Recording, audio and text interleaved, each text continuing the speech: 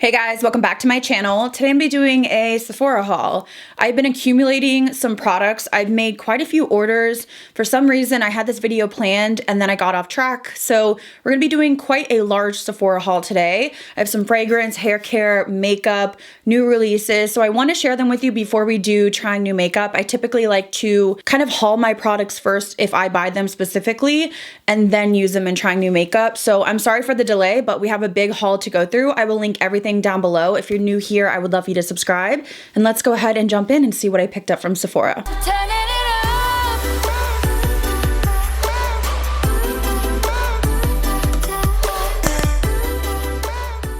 So most of these products I have not tried or taken out of the box yet. I will let you know if I have. The first product is the Fenty Beauty by Rihanna Soft Matte Powder Foundation.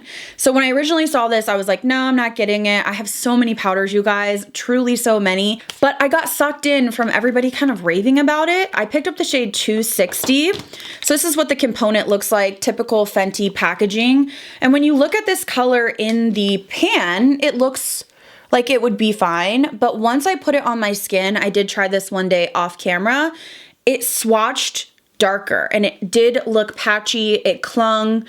The coverage was medium, it wasn't full, but it just looked deep on my skin to where it looked muddy on me because it was just like grabbing and patching and skipping almost. So I really was not a fan of this. I think I will just use it as a setting powder. I thought we could just try that with my Sonia G brush, even though I've already set, just kind of see what it looks like. I didn't notice that it was super smoothing, but again, I used it one time and I didn't notice that it was, you know, accentuating my texture just in terms of wearing it alone, which is the purpose of buying it.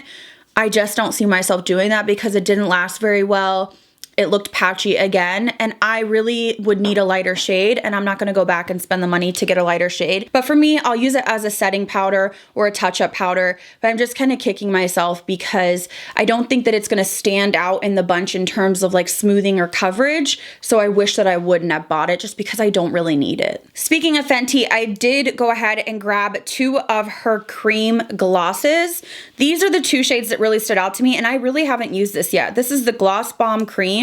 I ended up getting Fenty Glow, which is like that universal kind of pink, and then I got Honey Waffles. So it appears that the applicator and everything is very similar to her original gloss, but these are supposed to be cream, so no shimmer in them, but more pigment. They do have quite a bit of pigment. So this one is Fenty Glow, which I guess we could just try. They smell good. This probably will just match kind of what I'm wearing right now. High shine. Woo, high shine. That's pretty. And then the other one is Honey Waffles, which I thought was an interesting shade. It almost has like an orange, well, yeah, it does. Like an orange kind of burnt quality to it, but it's still quite neutral. So I really wanted to try these out because, again, the fucking FOMO, you guys.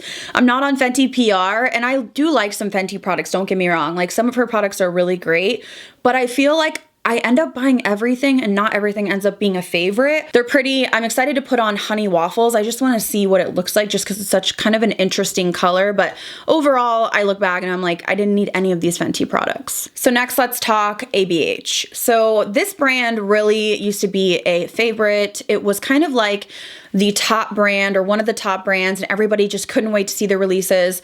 And then they kind of veered off and started doing like a million palettes, and it was just too much all at once, and it felt like the quality was kind of down. There was just some weird things happening, so I kind of was turned off, and I was like, how many eyeshadow palettes can we release? Like, I couldn't keep up. And then they came out with this highlighter, and when I was looking at the promo photos, it looked like a really icy version of the Amrezy, which is one of my all-time favorite highlighters. So I went ahead and picked it up, and now I'm hearing it's more of like a gold.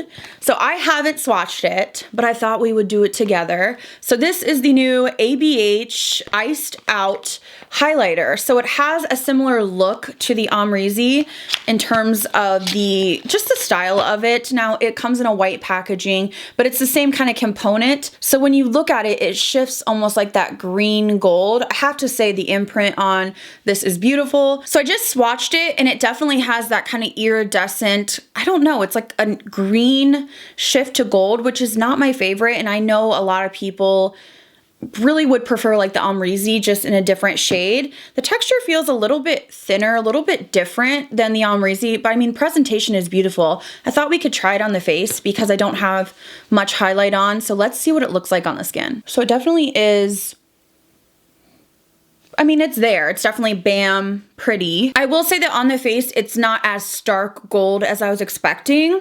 I mean, it definitely gives you a nice glow. I just don't foresee this being a favorite, and I'm a little bit disappointed just because I was hoping for the exact Omrizi formula with maybe a lighter shade, a brighter shade. Her shade is pretty much perfect. So I will set this aside for trying new makeup, but one of those things again that I'm like, did I really need that? Probably not. Now, something I am excited for from ABH is their new brow freeze. I was not interested in this at all because I have the Got To Be Glued the gel, which works perfectly. I also have the Fenty Beauty, which I've talked about, that I adore. It works so well. I even bought backups. That's how much I love it. But when I started seeing actual reviews of people using this on their brows, that's what sold me. I have not even opened this or, you know, touched it. But here's what the packaging looks like. Really pretty rose gold top. And this is a clear brow product. So a lot of the brands are more milky. Even the Fenty Beauty has that kind of white milky color, but you don't see it once you brush through. This is actually clear. I'm curious to touch this because it really just looks like a clear balm. Oh yeah, so it's thick. It's definitely thick. And you can feel that stick, which is probably gonna be great for your brows. I just put a little bit on this spoolie and I wanna just apply. I don't know if you can see that difference because I already have my brows up with that Fenty, but I've been seeing so many tutorials with this and everybody's brows look great. If you want to make your brows really stand up, I have like the smallest brows ever, which really makes it hard for me to do my brows. But using a product like this gives me more volume than not using it. So even though I don't have the perfect soap brows, I use products like this to really just honestly volumize my brows, beef them up is what I usually say, just make them look fuller than they are. So this is something that I'm actually excited about because this is something that I would use every single day. I love the Fenty, but this is a clear option and I love the presentation on this. So I will be using this again in a trying new makeup, but this is something that I'm really happy I purchased and I foresee myself really loving it. So next up, let's talk Rare Beauty. I ended up picking one of each product up from her new launch. I know I'm late on this, but I wanted to demo these and trying new makeup in case you were wondering what my opinion was. I have not even touched these yet. So let's start off with the Stay Vulnerable Melting Blush. I ended up picking up the shade Nearly Rose, which is the most pink. I love pink tones, so for me that's perfect. I have to say the packaging is absolutely adorable. The only thing is I've been hearing that this does not play well with powder, which scares me because all of my favorite blushes that are creams do work over powder. Nothing can beat my Patrick Ta. It's just the best formula for me personally. So in terms of the texture, it's extremely thin but emollient. Little pressure and it's just immediately like a balm on your finger. Definitely not one that you have to warm up. It's immediately very emollient. So I'm gonna swatch it. Not insanely pigmented. So here's what the swatch looks like. And then if I kind of blend it out, it almost feels like there's like silicone in there. Has anybody else had that experience? I'm just kind of feeling it and feeling like a slip, like a silicone slip. There's not much pigment, which I'm a little bit like, I don't know. I've seen people demo these and they really haven't blown me away. So I'm not sure if this is gonna be the product for me, but we'll definitely try it out. I just feel like there's really not much color going on there for how much I applied. So I'm interested to try this. If you've tried this, let me know. I think the packaging is absolutely adorable. The color is beautiful too, but I'm interested to see how it will actually apply, especially on somebody that does powder their face. Also from that collection, I did pick up the liquid eyeshadow in Nearly Rose as well. I really like a pink matte eyeshadow. It's just something that I feel that works with my eyes and my skin tone. I know a lot of people feel like they look ill when they use pink, but for me, I don't know, it just works for me somehow. So essentially it's a doe foot applicator and it's a matte eyeshadow. It's supposed to be like monochromatic. So it is just like a muted soft pink. I wanna try to blend it out. Yeah, it feels powdery. It feels like it hangs on to the pigment there. Much different than the blush. So this is a more powdery matte feel. My favorite liquid eyeshadows are the Too Faced Chocolate Melted. They just blend perfectly. You literally put them on, blend them with a, brush, and you're done. So I'm hoping for a similar formula from this, just in a pink colorway. I think the packaging is absolutely adorable. I really think her aesthetic of her brand is beautiful. So I'm excited to try this just because a lot of times, days when I'm not filming, I am wearing very neutral makeup with like a pink lip and maybe pink on my crease, and that's it. So I'm interested to give this a try. And then the last part of her collection was these lip glosses. I did get the Nearly Rose, which again is the pink shade. I was kind of going back and forth, but I thought I really wanted to review it for you guys. So this is the Stay Vulnerable Glossy Lip Balm. And I want to go ahead and just use this on my lips. These aren't super pigmented from what I've seen. Oh, they do feel like a balm almost. It's not like a typical gloss. They feel very comfortable. Ooh, I like that color. See, I like stuff like this because I tend to do the popsicle lips and I like a pink. I don't know what it is. Pinks just really, I feel like they're just so flattering on my skin tone, on my eyes, my cheeks, my lips. I know a lot of people go for more neutral, and I know they had like neutral shades in here. For me, this was the right choice. Again, this isn't gonna last all day. This is not something I would wear under a mask, but I would wear this just to top off like a nude lipstick that I felt maybe got a little bit too nude. It feels like a balm. It doesn't feel like a gloss. There's no stick to it at all. It's very comforting on the lips. So we will try all these products out again and trying new makeup. Let me know what you're most excited about. So next up, I had to get this product because I love the scent so much. I saw that Sol de Janeiro came out with a hair mask with the Boom Boom scent, which is literal heaven. So this is what the tub looks like. It's really nice and substantial. It looks identical to the Boom Boom cream. If you haven't smelled it, it's like pistachio, caramel. I don't know how to describe it other than delicious. And I feel like it could go either like beachy summer or cozy winter. Now this product is specifically marketed for split ends. It says a deep moisture and repair mask with the Boom Boom cream fragrance that is shown to mend up to 96% of split ends. So this is supposed to be for medium and thick hair. I'm wondering what that means because I have thick hair, meaning I have a lot of it, but it's very fine in texture. So I'm wondering if it'll work for me. I know my friend Cheryl had used it and she said she wasn't in love with the way that it made her hair feel or look. So I'll have to give this a try. I do have to say though, on the days that I'm doing my hair like today when I curl it or when I'm filming, I don't use a deep conditioner anymore because I found that that makes it really hard to style. So I've used really like a light conditioner very sparingly. Whereas the days that I'm not filming, I do go for a deep mask to kind of offset it to keep my hair nice and healthy. But really I bought this, to be honest, for the scent. So this is more of like a self-care, something that'll make me feel good because the scent really lingers. I'm excited to give this a go because again, on the days that I'm not filming, a lot of time I let my hair air dry and I just try to keep heat off of it and let it kind of relax. So a skincare product that I picked up that really just caught my eye because of application and ease of use. This is the Peace Out Retinol Eye Stick. I thought this was interesting. I definitely admit that I don't do a ton of skincare. I was dealing with a lot of acne and I just got over a big breakout from being on that time of the month. Sometimes I just feel like I'm so afraid to get hormonal acne or to make it act up that I do tend to be afraid of treatments and just different moisturizers, oils, things like that. Because if you get those acne spots, you know how painful they are. They really hurt so bad. Not only does it make me feel like shit, I'm sure you can relate if you have it, but it actually is very painful. Because I am 32, I'm gonna be 33 this year, which I'm like, what? I don't feel like I'm 32 or 33, but I really want to take care of my skin. I do not go in the sun. That's why I use self tanner. So I do take steps, wearing SPF, things like that. But I really wanted to try something for around my eyes. So essentially this is a concentrated serum balm that addresses tired skin by minimizing the appearance of fine lines, wrinkles, and texture for smoothing looking under eyes.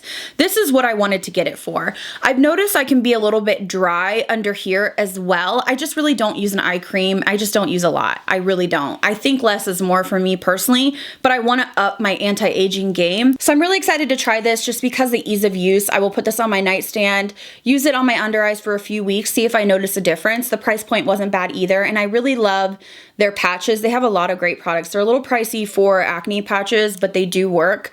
So I'm excited to see them kind of expand out into skincare. So a repurchase of mine, I needed a different shade. This is the Giorgio Armani Power Fabric High Coverage Concealer. I picked up the shade 3.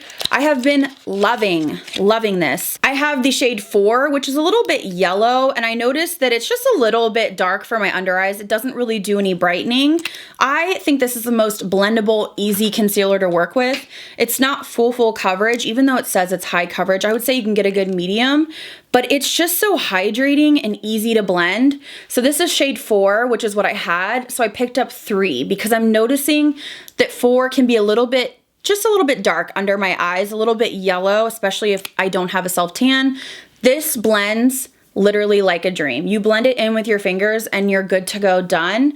It's hydrating. It's just super hydrating. I don't know what else to say. Very smoothing. This has been top drawer for me. This is a little bit more natural, and I tend to grab this like every day just because I literally put a tiny bit on the inner corner, pat, pat, pat, and I'm done.